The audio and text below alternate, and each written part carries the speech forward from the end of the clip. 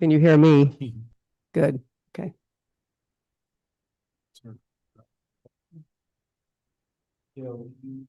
Yeah.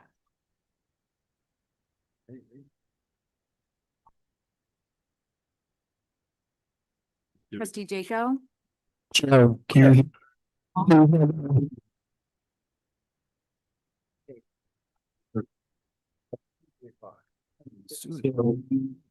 Good afternoon, everybody. Welcome to the New College of Florida Board of Trustees meeting. Today is Tuesday, May 12th, 2026. Trustee Jaco?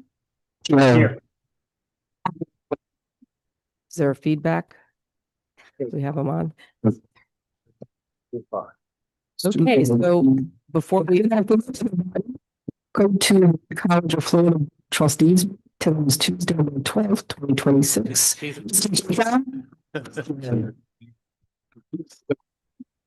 there feedback? Do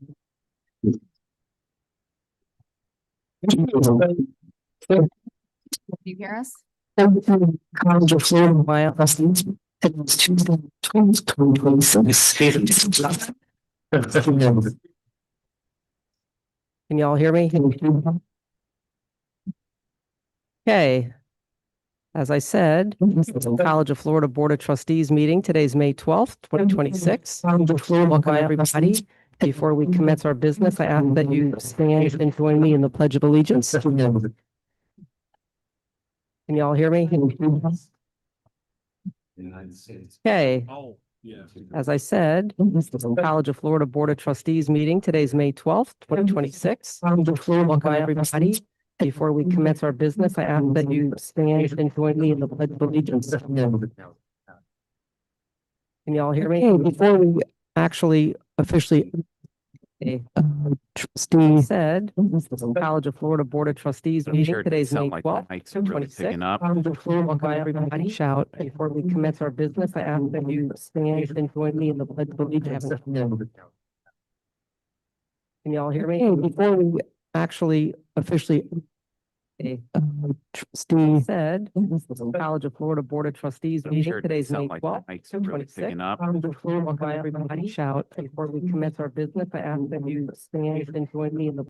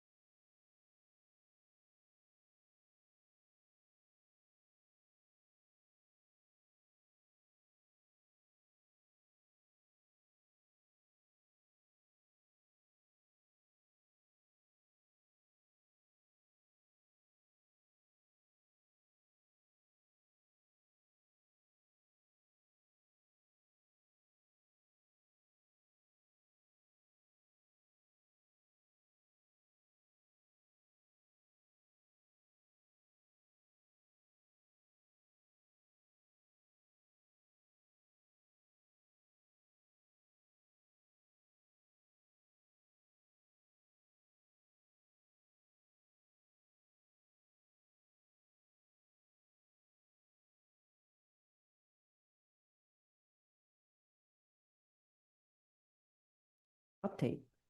Thank you.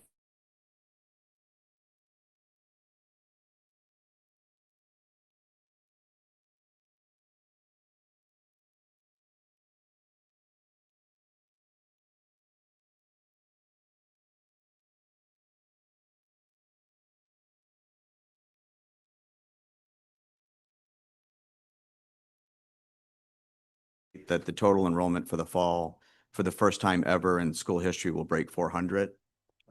We're currently ahead of pace of last year's enrollment. New enrollment, and total enrollment. Both will be records. But then I'm talking about the new enrollment right now. With that, obviously the total enrollment for the scores up for the first time ever in school history will break 400. Currently ahead of pace of last year's enrollment. Not only grow the enrollment, grow the total enrollment. We run higher metrics. We're thinking about the new enrollment right now. Other student with that information, we obviously something bears up for the first time ever. So should break their instance in the instance of shows enrollment, they grow the enrollment, the total enrollment. Metrics. Their student with that information so we had the team bears out the first so should we had some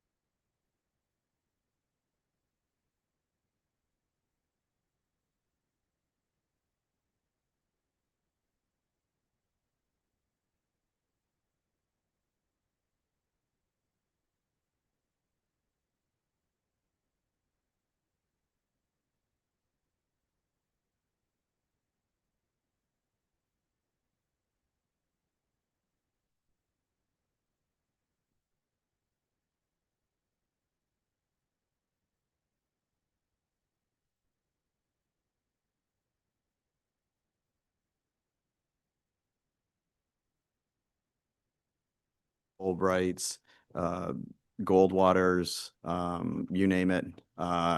He actually was an applicant for president here. Tyler Fisher. Dr. Fisher has just a storied resume, and he came on board. In addition to that, he immediately went to work with some of his connections, and we received a $500,000 donation from somebody that Tyler connected us with to bring about a course on human flourishing. So it's just been a great addition to the team for our students and for the foundation. In addition to that, we, with our general counsel, Bill Galvano, are putting the finishing touches on a $6+ million donation from an alum. It should be done in writing. It's done in Word, but it'll be done in writing hopefully by Friday. But that just sets this calendar year, I believe, is the all-time record for New College. So the fundraising is going tremendously well. In addition to that, we had our first fundraiser for sports. It was a golf tournament out at Concession Club.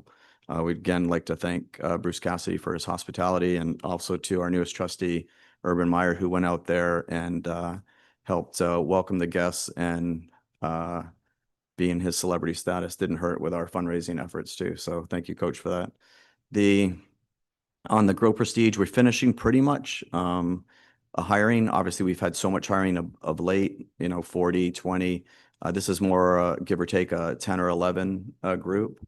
It's a fantastic group. We've gone through the process. Offers are out. It should be mostly completed in the next week or two.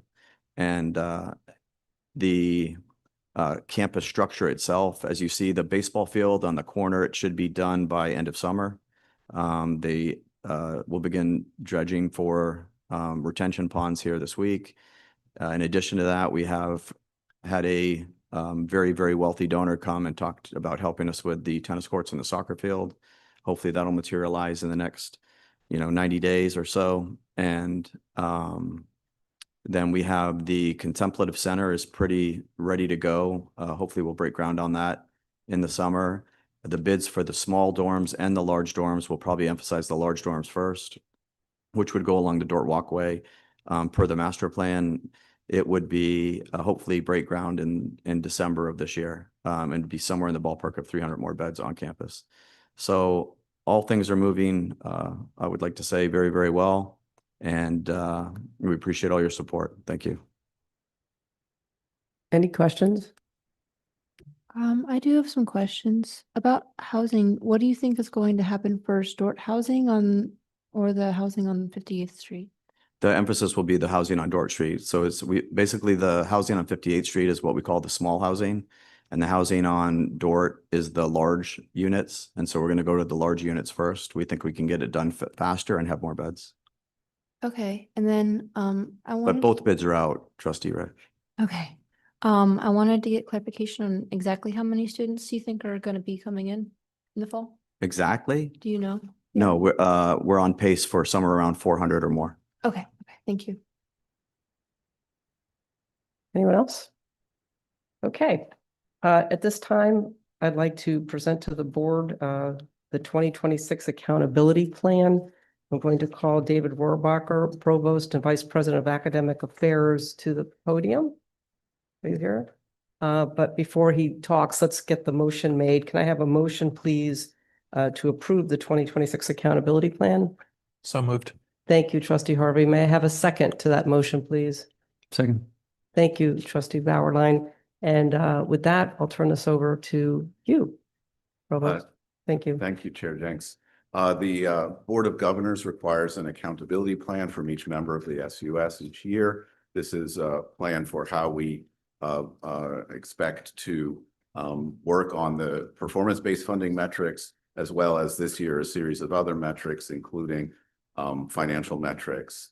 So that was compiled with the help of my office and many other offices on campus, and we are prepared to submit that to the Board of Governors with your approval. Thank you. Does anybody have any questions or discussion? Okay, I don't see any here or by Zoom. So all those in favor of the 2026 accountability plan, say aye. Aye. Aye. Opposed? No? Thank you. Accountability plan has passed. Next up is the temporary student housing. At this time, I'm going to call Christy Fitzpatrick, Chief of Staff and Vice President of Finance and Administration, and we're going to have two separate motions. So we do. Yeah, I would take them individually. Okay, so the first one I'm going to ask for is a motion for the approval of temporary student housing agreement with Four Seasons. 4 stays. Four seasons, that'd be nice. I wish. Four Stays, the Loop Apartment. May I have a motion for approval of the Four Stays contract? Move to approve. Thank you, Trustee Carp. Is there a second? Trustee Second. Bauerlein. Okay. Ms. Fitzpatrick.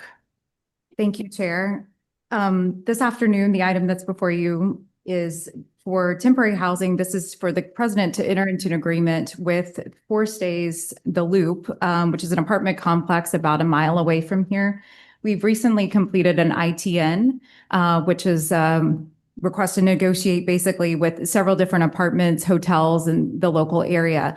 If you recall, in the last 2 years, we have occupied Home to Suites, 133 beds over at Home to Suites for the amount of about $5.6 million. This year, we went back out on the market to see what was available, and this apartment complex came up and had favorable numbers. As you can see here, this contract would allow for us to enter into an agreement for a year with them for not to exceed $1.4 million. It's 80 beds that would allow our students, and most of our upperclassmen will live in this apartment complex. That's the Okay. item. Any questions or discussion on this? Yes, I have a few questions. I spoke with students today and yesterday about the loop. And some concerns have been raised to me about the distance for those who are going to be walking and cycling. I know we spoke a little bit, Christy, about transportation options with like a van or something like that, but students who live there will have to, if they do choose to walk or cycle, cross the train tracks, and that's a very busy intersection. And so I'm wondering how we can promote student safety for students who are planning on walking or cycling? Because it does seem to be very dangerous. We'll work out that scenario, trustee Rish. And as I told you, the prioritization for those 80 beds would be people with vehicles who volunteer. And I think we're going to have easily 80 people who'd volunteer with vehicles. As you know, we have a lot of students that are already residing there, and it's a luxury apartment complex with pool, workout facility, and they're full apartments with kitchens. So, and per our conversation the other day too, talking to our chief of staff about what we could possibly do with the meal plans too, given the fact that you guys have full kitchens. But the prioritization, even though we will provide transportation for everyone, the prioritization will be, and we anticipate all 80 students having cars. Okay. My other question is, would it be possible for us to get more loop beds? Because there are only 80 beds total, and there's definitely more than 80 third and fourth years. And as you said, there's 133, I believe, beds in home two. And so I would foresee that a lot of these students will end up at home, will end up at USF, which is just not as exciting as living at home two for many students. And so I'm wondering if it would be possible to get more than 80 beds. I know it's going to be cheaper already than home two is as far as contracts.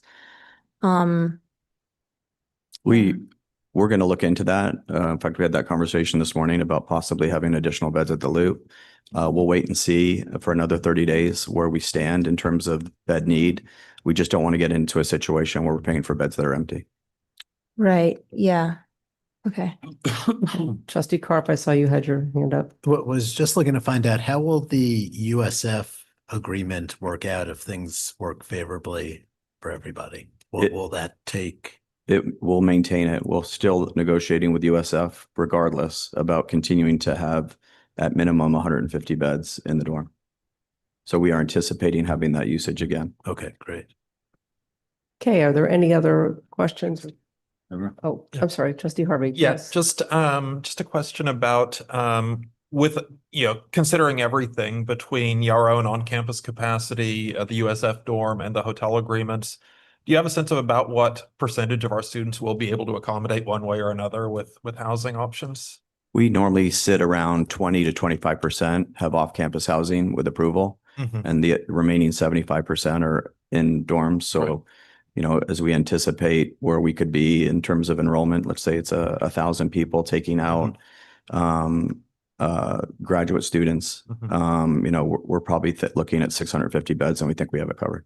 Okay, and how many do we have on campus? I know we've reduced capacity because of pay being offline. We have 400 active. 400 on campus. Okay, and so 250 between the USF and these agreements. Okay. Right, I any other? did have another question. So as far as housing costs, this is something that students have brought up to me as well. I know that we haven't publicized how much the Loop is going to cost. And I know there's that 5% increase going up across the board. When do you think students will get that information about how much housing is going to cost, right? Because if you're a third or fourth year and you're not anticipating you're going to get on-campus housing, you're thinking about, okay, what is my cheapest option? On-campus housing historically is the cheapest option. So for many of these students that are wondering, okay, even if I want to live at the Loop, like how much is that going to cost? Am I going to be able to swing that? And then if I get Loop housing, which would be great, but I can't afford it, so students are currently being asked to rank their options, but if they don't have information on how much these things are going to cost, they can't really make informed decisions. I think once we get the conclusion of this meeting and we have approval, then we'll be able to send that information out. But just given as our conversation the other day, Trustee Rich, I want to say the private room, private bathroom is about 11,000. The shared room, shared bathroom is about 9,000. But we'll get the exact numbers to you. Okay. That for 9 months. Yes. Okay. Okay, well, we've had, is your hand up or no? Okay. We've had a motion, second discussion. I think it's time to vote. All those in favor of approving the temporary student housing agreement with Four Seasons, the Loop apartment. I did it again. Got it on the brain. 4 stays. Say aye. Aye. Opposed? Okay, motion carries. Next up is the approval of the temporary student housing agreement with Hyatt Place, Sarasota Bradenton Airport Hotel. Can I have a motion to approve this arrangement? So moved. To approve. Trustee Carp, thank you. Second. Second. Trustee. Oh, dude. Okay, and Spalding, so it's a tie. Mrs. Patrick, can you tell us about the Hyatt Place?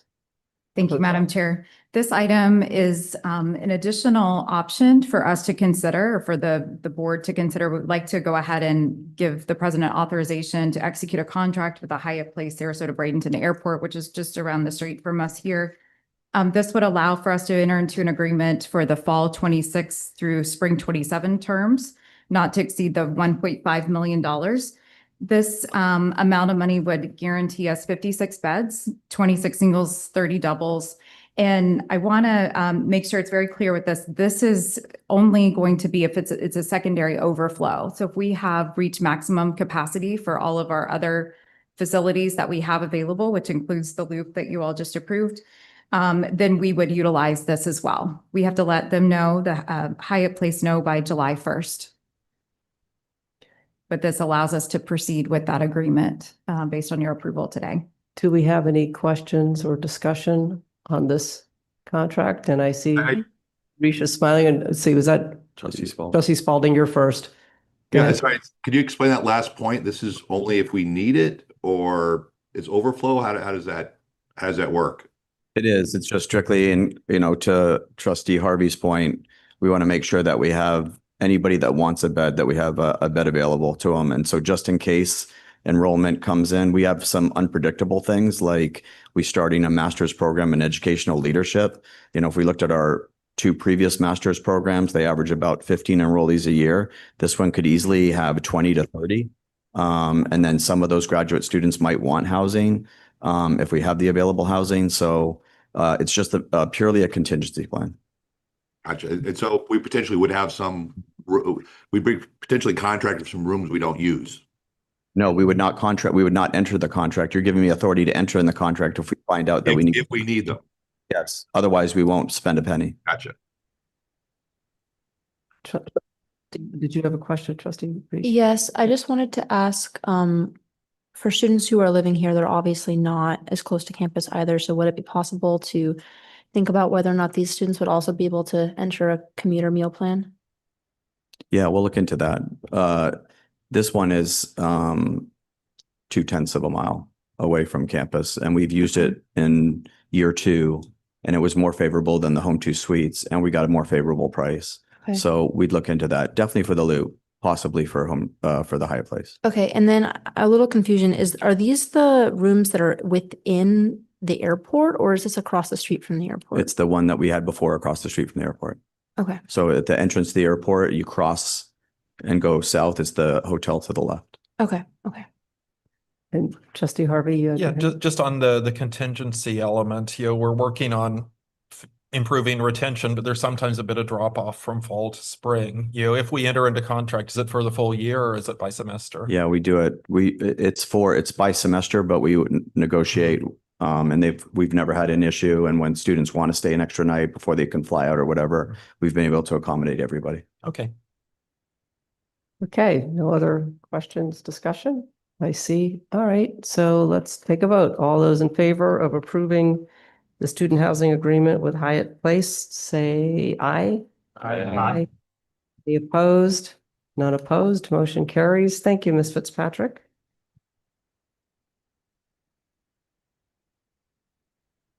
Okay, we're up to our Academic, Student, and External Affairs Standing Committee. At this point, I would like to turn this over to Trustee Mark Bauerlein. He is chair of the committee, and the floor is yours, sir.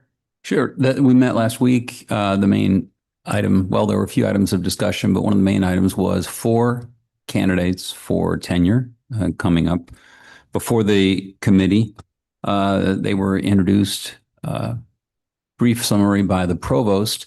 We looked at the 4. We actually did not have very much discussion because the dossiers impressed us as warranting a clear case for tenure. And so we bring these 4 cases to the board with our recommendation that they be granted. If we could have the provost once again return to the microphone and perhaps repeat that brief summary from last week for each one. First, Dr. Mark Danzigers. Thank you. Professor Mark Danzigers teaches music theory and composition. He has shined as a mentor for students at all levels and for the integration of student work at public concerts.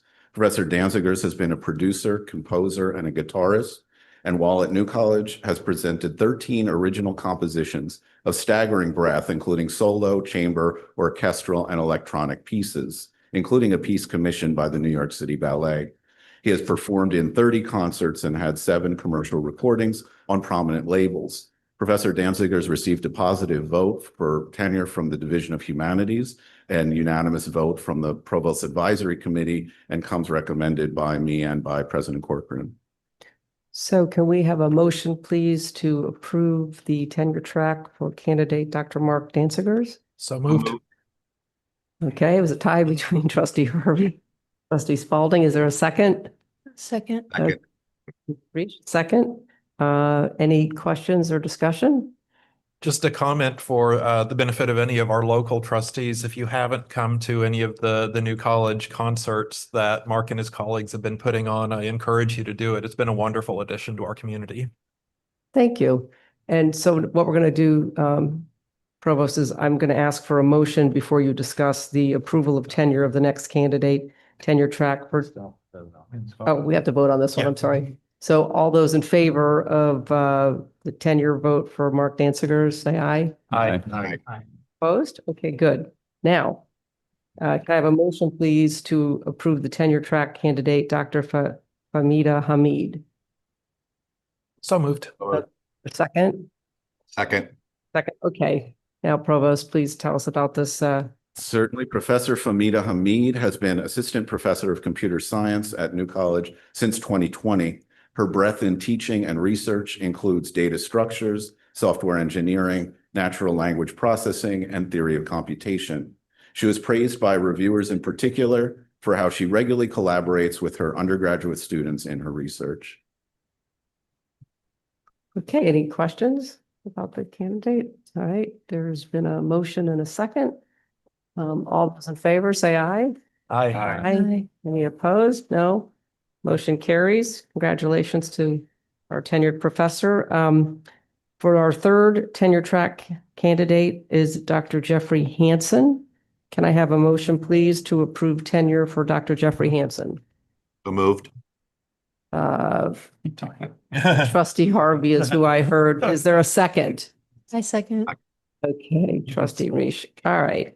Let's have some discussion, Provost, about Jeffrey Hansen, please. Certainly, Professor Jeffrey Hansen has only been at the college for 3 semesters, having previously taught at Harvard University, Australian Catholic University, and Boston College. His courses in ethics and religious existentialism have been well received by students. Professor Hansen is the author of 10 books, most recently, The Sickness Unto Death, Elements in the Philosophy of Soren Kierkegaard, and a very large number of articles and presentations demonstrating a very active ongoing research agenda. Thank you. Are there any questions or discussion?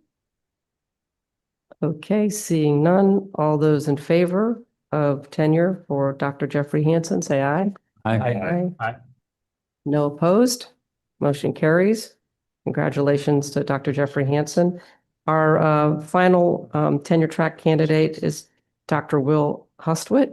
Can I have a motion, please, to approve the tenure? So moved. Okay, David Harvey. And is there a second?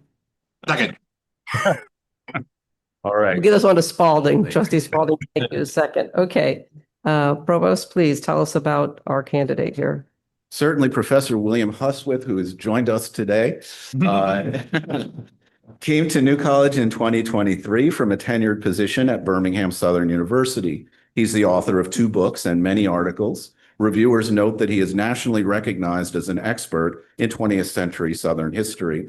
Upon his arrival in Sarasota, he has turned his scholarly attention to Florida history, most recently marked by the acceptance of an article on the integration of Sarasota's beaches.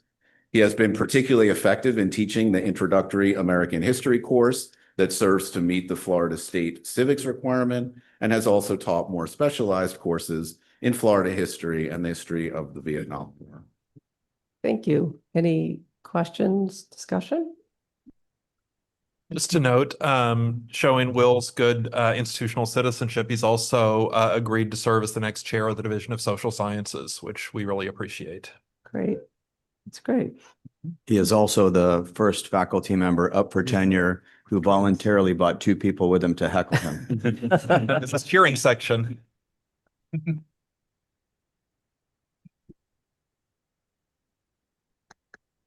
Okay, great. Well, I think that sounds like a yes vote.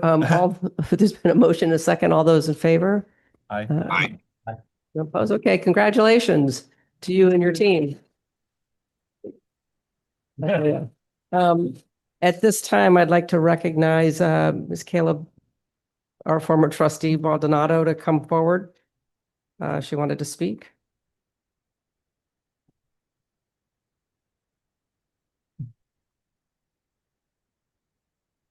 Thank you, Madam Chair, for the opportunity to share my final remarks as I step down from the board and as I graduate from New College. I'll try to keep it short, as I do know most people only get a minute at this podium.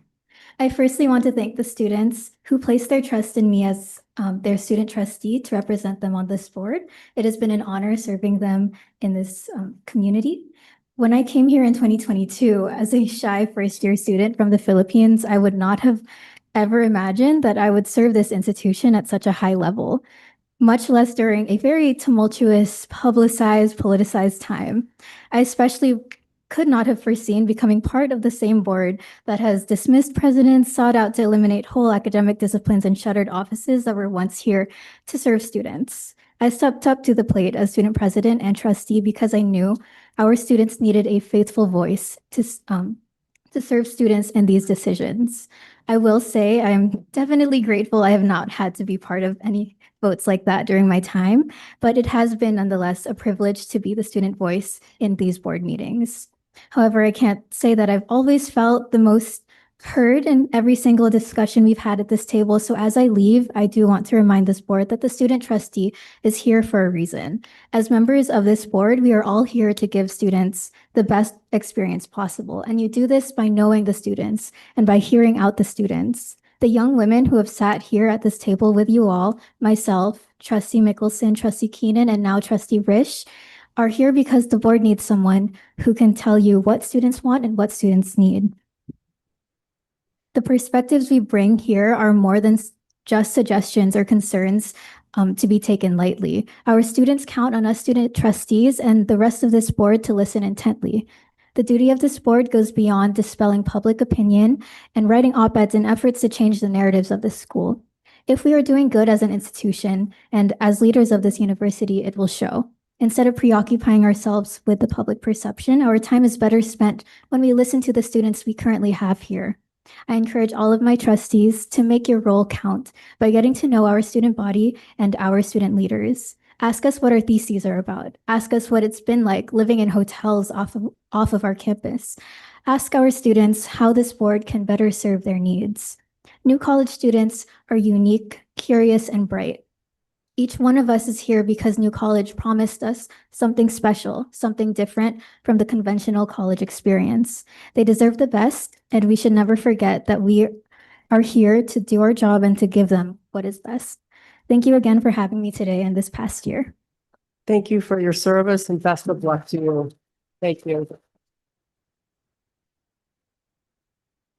Madam Chair, that does remind me with her comments that I forgot to mention that on Friday, May 22nd is our graduation. The commencement speaker is Nick Walenda, and hopefully you guys can all come out and attend.